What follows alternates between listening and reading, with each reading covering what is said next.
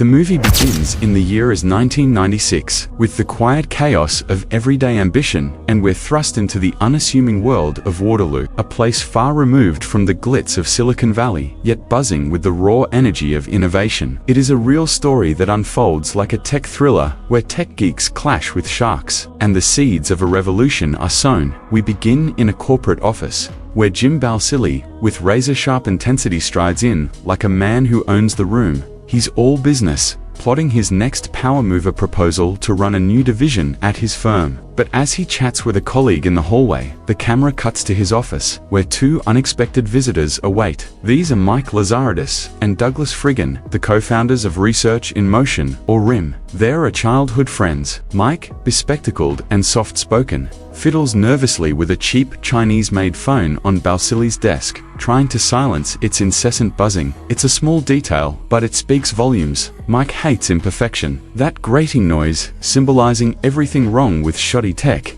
Doug, on the other hand, is the eternal optimist, wearing free spirit, who embodies the hacker ethos of the 90s. Balsillie returns, irritation etched on his face. Mike and Doug launch into their pitch anyway. They're selling the Pocket Link, a revolutionary device that combines a pager, email, and phone into one handheld gadget. Mike stumbles through his notes, listing past clients, his anxiety palpable. Doug jumps in with geeky flair, comparing the device to the Force from Star Wars: Invisible. Powerful, connecting everything. But Balsillie isn't buying it. He sees two amateurs fumbling through a presentation that's more enthusiasm than polish. With a dismissive wave, he shuts them down, showing his clear uninterest in the product. Back in the office of Research and Motion, it is a playground for nerds, a converted warehouse filled with young engineers tinkering amid arcade games. Mike and Doug return, deflated, but undeterred. Doug rallies the troops with his infectious energy, while Mike dives into the tech, his mind always racing ahead. But beneath the levity, there's vulnerability. Mike knows they're brilliant inventors, but lousy businessmen. Balsillie enters into RIM. Fresh from getting fired at his own job, Balsillie sees opportunity in these misfits. He suggested that he can sell RIM's products better than they ever could. He offered $20,000 to become CEO in exchange for 50% of the company. It's a bold, shark-like move, and the room falls quiet. Mike, ever the pragmatist, recognizes his own shortcomings. He is not good at selling stuff. Doug, whispering fiercely, "We don't need him." Doug reveals their ace in the hole, a $16 million deal with US Robotics for modems. It's their lifeline, or so they think. Reluctantly, they turn Balsillie down, but the seed is planted. Back at RIM, doubt creeps in. Mike, alone in his office, dials US Robotics. The call is a mixture of frustration and disappointment. An executive from US Robotics claiming the modems were defective. Mike knows it's a live air tech is solid, but he stammers, unable to push back. Hanging up, his face crumples.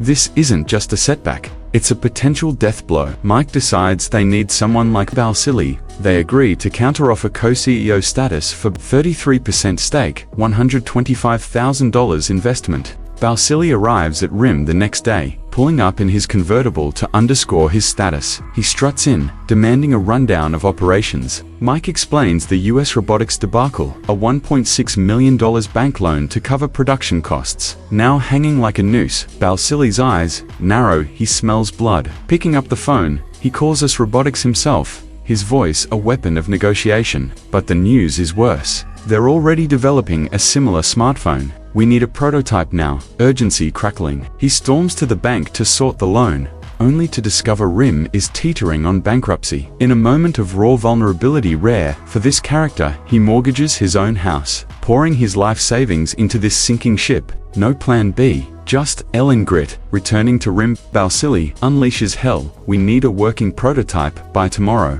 The office erupts into frantic all-nighter mode. Mike pushes back, insisting on perfection, saying he won't make any prototype unless it's fully functional. But turns out they had no other option but to prepare a prototype immediately. Mike spends the entire day collecting usable electronic scraps and comes up with something to present within a night. The next day, Balsillie arrives to pick Mike, and both of them heads to New York City to pitch their product to the big leagues. Balsillie and Mike hop into a cab, the prototype clutched like a precious artifact. Balsillie confesses the stakes. This is life or death for me. I've bet everything. The pressure mounts, and in a slapstick blunder, when they were waiting in the lobby, suddenly, Mike realizes that he left the prototype in the taxi. Balsillie was furious, and he was left with no other option but to march alone. Facing a room of skeptical execs, including the no-nonsense John Woodman, Balsillie switches to salesman mode. "We're not selling connection," he pitches smoothly. "We're selling independence in your pocket." Woodman scoffs. "You don't even understand the tech." Balsillie falters, sweat beading. Woodman understood that the pitch was based on a delusion.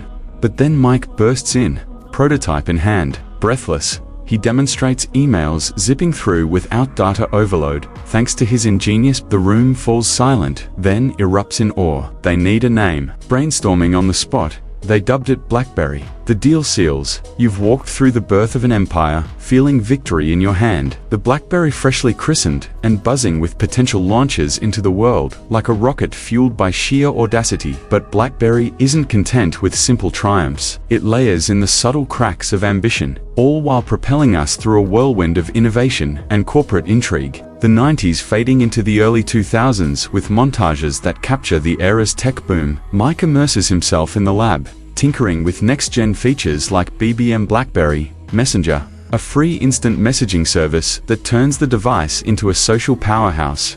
We see early adopters buzzing with excitement. BlackBerry isn't just email anymore. It's connection, exclusivity, a club you want in on. The immediate aftermath of the Bell Atlantic deal explodes in a vibrant sequence of triumph. BlackBerries flood the market, snapping up users like a viral sensation before social media even existed. Enter Carl Jankowski, the slick CEO of Palm Inc. He tries to buy out most of BlackBerry's shares so that his company can have full control over RIM. Jankowski plots a hostile takeover, viewing RIM as ripe for the picking. They're geeks playing at business, he sneers to his team, underestimating the fire in Balsillie's belly. Back at RIM, Balsillie gets wind of the threat through backchannel whispers. Balsillie rallies Mike and Doug. "We need to pump the stock, sell more units, show we're untouchable." Mike hesitates, his engineer's instincts flaring up. "The network can't handle it," he warns, fiddling with a prototype in his hands. Verizon's infrastructure will buckle under the load, but Balsillie, ever the gambler, pushes forward, overriding concerns with his trademark bluster. "Growth now, or we're done." What follows is a nail-biting sequence of escalation. Balsillie goes out to hire top employees from Google, Microsoft, Motorola, and other big tech giants. The sales exploding, and warning lights flashing on network monitors. BlackBerries fly off shelves, and Verizon's system crashes, plunging users into blackout chaos. Phones ring off the hook at RIM, complaints pouring in like a storm. Mike's prediction comes true, and the office descends into pandemonium. Balsillie luring top engineers with promises of revolutionizing the world. Enter Charles Purdy. With gravelly authority, Balsillie hires him to whip the operation into shape, a decision that shifts the company's DNA. Purdy arrives like a drill sergeant, barking at the casual crew. This isn't a frat house, it's a battlefield. He enforces strict hierarchies, deadlines, and performance metrics, clashing immediately with Doug's free-spirited vibe. Scenes capture the tension. Doug organizing a movie night interrupted by Purdy's memos on overtime. Mike caught in the middle, valuing the efficiency but mourning the lost camaraderie. Meanwhile, Balsillie's market dominance solidified.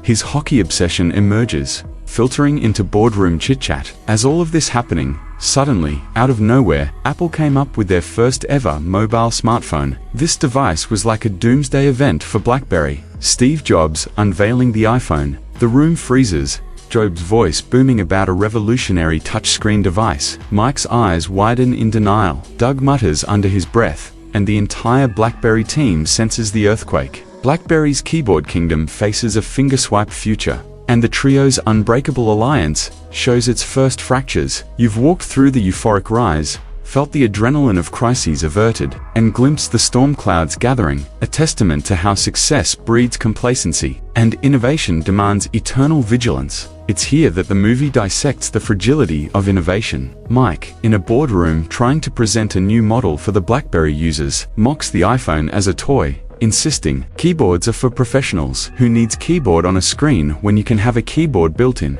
Verizon, eager for an iPhone alternative, pressures RIM for a quick rollout. Amid this frenzy, Balsilie's personal ambitions fracture the trio's fragile unity.